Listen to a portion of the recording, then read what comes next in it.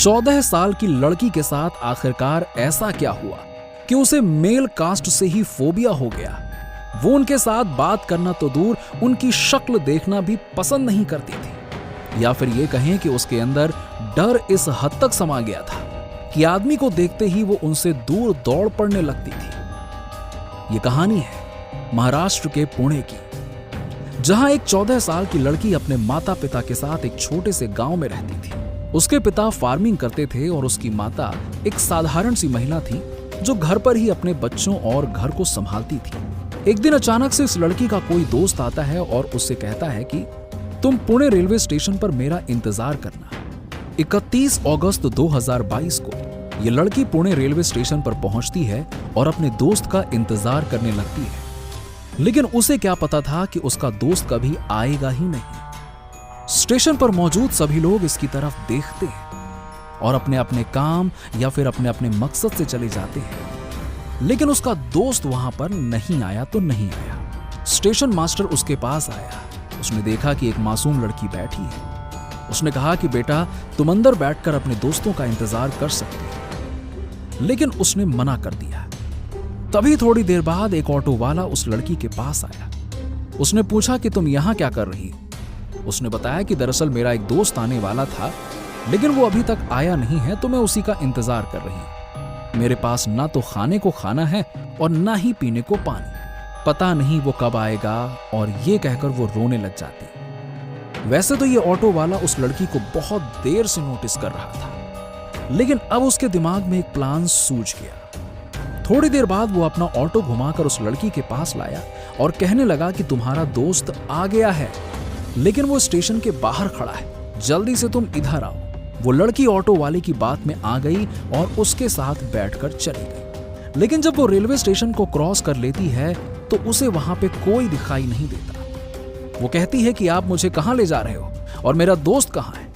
इस पर वो कहता है कि कोई बात नहीं, वो बस थोड़ा सा आगे थोड़ी दूर पर ही है, हम वहीं चल रहे हैं। लो तुम पानी वानी पी लो। जैसे ही वो लड़की पानी पीती है उसे चक्कर आने लगते हैं। दरअसल उस पानी में बेहोश होने की दवा मिलाई गई थी। जब वो लड़की बेहोश हो जाती है तो वो ऑटो वाला मौका देखकर उसके साथ रेप करता है और उसे एक होटल में छोड़ देता है, जहां पर पहले से ही 12 लड़के उसका इंतजार कर रहे थे। यहीं से कहानी शुरू होती है हैवानियत की। इन 12 लड़कों ने एक एक करके उसके साथ बलात्कार किया और उसे बार बार बेहोशी की दवा देते रहे।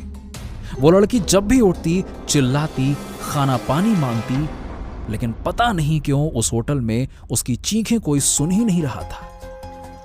यह सिलसिला 24 घंटे तक ऐसे ही चलता रहा। लेकिन जब वो लड़कों को बार बार हाथ जोड़कर छोड़ने की गुहार करती तो उनमें से एक लड़के को उस पर दया आखिरकार आ गई। वो उन दरिंदों से उसे बचाकर बाहर लाया और वापस से उसे मुंबई रेलवे स्टेशन पर छोड़कर चला गया।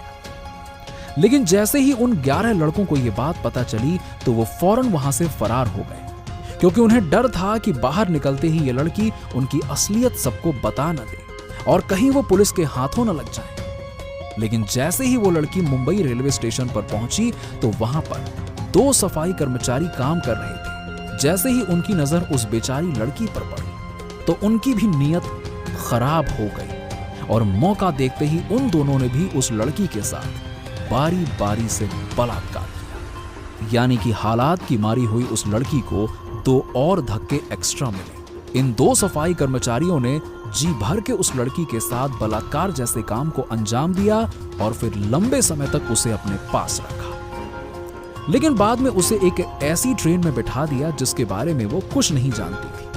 फाइनली 100 किलोमीटर का सफर करते हुए ये लड़की चंडीगढ़ पहुंच गई। वहां ट्रेन में एक कोने में बैठी हुई ये मासूम बच्ची इतनी ज्यादा दरिंदगी और हैवानियत का शिकार हो गई थी कि इस पूरे वाकये को सुनकर खुद भगवान की आंखों में भी आंसू आ जाए। उसकी हालत को देखकर ऐसा लग रहा था कि जैसे कि वो बेचारी अगले ही पल दम तोड़ देगी। लेकिन हैरान कर देने वाली बात तो ये है कि उसके आसपास के लोग कोई भी इस बात को नोटिस नहीं कर रहे थे। कोई ये तक उससे नहीं पूछ रहा था कि बेटा आखिरकार तुम्हारे साथ क्या हुआ है, तुम कुछ खाओगी, पानी लोगी। कोई कुछ भी नहीं पूछ रहा था।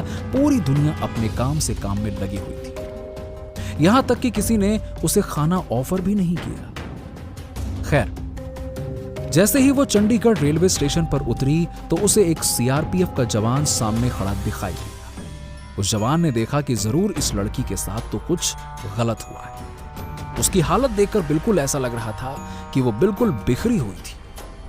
लेकिन अब तक तो ये लड़की पुरुष नाम से भी घबराने लगी थी। उसे देखकर उसकी सांसें बढ़ने लगी थी। उस जवान ने उस लड़की की सहायता करने की कोशिश की, लेकिन उसने मना कर दिया और रोने लगी। इसीलिए वो पीछे ही हट गया। लेकिन उस लड़की की स्थिति बहुत ज्यादा खराब थी, अंदर से टूट चुकी थी वो। इसलिए उस जवान ने एक महिला ऑफिसर को उसके पास भेजा।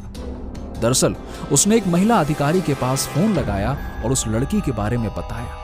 तुरंत ही महिला अधिकारी की टीम में से एक सीनियर महिला वहां पर आई और उस लड़की के पास गई। अब वो महिला को देखकर उस लड़की की जान में थोड़ी सी जान आई। वो उसे अपने केबिन में ले गई और उसे पानी पिलाया। उसे खाने के लिए पूछा तो उसने कहा कि मैं पिछले 2 दिनों से भूखी हूं, मैंने कुछ नहीं खाया। तो उस महिला ऑफिसर ने उसे बिल्कुल मां की तरह प्यार किया। उसने उस लड़की को इतना कंफर्टेबल फील कराया कि वो अपने साथ हुए सारे वारदात को उसके साथ शेयर कर सके। जब उसे लगा कि हाँ, ये महिला बिल्कुल सही है, मैं इस पर विश्वास कर सकती हूँ, तो उसने बताना शुरू किया एक एक करके कि पुणे रेलवे स्टेशन पर अपने दोस्त का कैसे वो इंतजार कर रही थी, कैसे वहां पे वो ऑटो वाला आया, उसने झूठ बोलकर मुझे ऑटो में बिठाया, फिर लगातार मेरे साथ रेप किया। केवल इतना ही नहीं, उसने मुझे एक ऐसे होटल के रूम में ले जाकर छोड़ दिया जहां पर पहले से ही 12 लड़के इंतजार कर रहे थे। उन 12 लड़कों ने बड़ी बेरहमी से मेरे साथ एक एक करके रेप किया और ये सब कुछ नशे की हालत में किया।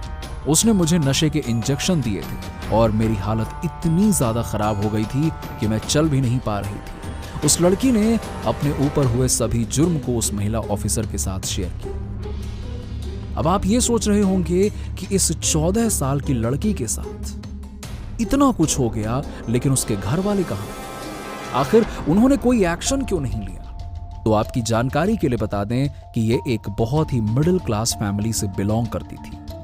उसके घर वाले इतने अमीर नहीं थे ना कि उसे ढूंढ सके, लेकिन फिर भी उन्होंने अपने लोकल पुलिस स्टेशन में जाकर इस लड़की के गुमशुदा होने की रिपोर्ट दर्ज करवाई। उन बेचारे माता पिता ने तो सोच लिया था कि शायद लड़की के साथ कुछ गलत हुआ होगा और अब पता नहीं वो किस हाल में होगी। उधर वो दोनों रोकर परेशान हो रहे थे और इधर ये लड़की हैवानियत और दरिंदों का शिकार हो चुकी थी। इस लड़की से जितनी भी पूछताछ उस महिला अधिकारी ने की थी, उन सभी के बेस पर चंडीगढ़ पुलिस से कांटेक्ट किया जाता है। वो उस लड़की के लोकल स्टेशन से कांटेक्ट करते हैं और उसके फोन नंबर की डिटेल निकलवाते हैं। वहीं पुणे रेलवे स्टेशन जहां से इस लड़की ने अपना सफर शुरू किया था, उसकी सीसीटीवी फुटेज चेक की जाती है और अंत में सख्त पुलिस कार्रवाई करके इस केस में लिप्त उन सभी दरिंदों, ऑटो वालों, सबको पकड़कर सख्त से सख्त सजा सुनाए जाने की डिमांड की जाती है। पुलिस ने इस केस में 14 लोगों को गिरफ्तार किया और जैसे ही न्यूज चैनल मीडिया ये खबर फैलाते हैं तो लोगों ने इस लड़की के लिए न्याय की गुहार की और इन दरिंदों को सख्त से सख्त सजा देने की कोर्ट से अपील की।